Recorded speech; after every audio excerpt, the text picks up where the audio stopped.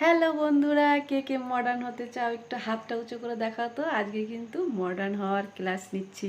আজকে কিন্তু শেখাবো কিভাবে মডার্ন হতে হয়, কিভাবে কথা বলতে হয়। ঠিক আছে, তো তাহলে চলে আসো। আজকে শিখিয়ে দিচ্ছি কিছু টিপস, আর সেগুলো কিন্তু সবসময় মাথায় রাখবে। ঠিক আছে, তাহলে চলে আসি। আমরা সব থেকে যেটা আগে করব সেটা হচ্ছে ভাত। হ্যাঁ, ভাত ঠাত ওসব কিছু বলবেন না, বলবেন rice. Rice, yes rice.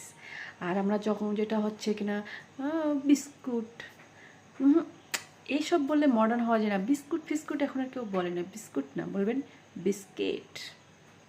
Biscuit, এটা হচ্ছে মডার্ন ওয়ার্ড। ঠিক আছে, মাথায় থাকবে তো। এটা বিস্কিট, এরকম করে বলবেন, তাহলেই মডার্ন হয়ে যাবেন। তারপরে আরও অনেক কিছু আছে।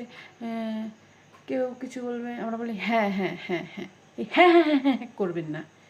ও ইয়ে, ও ইয়া, ও ইয়া ইয়া ইয়া।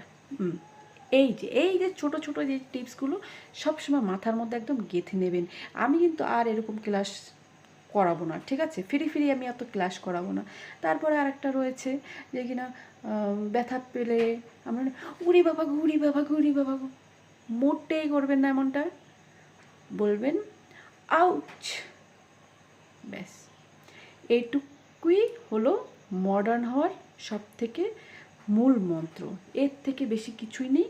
তো আশা করি মাথায় ঠিকঠাকভাবে বসে নিয়েছো সবাই, এইগুলোই করবে। এটাই হচ্ছে আজকে ক্লাস।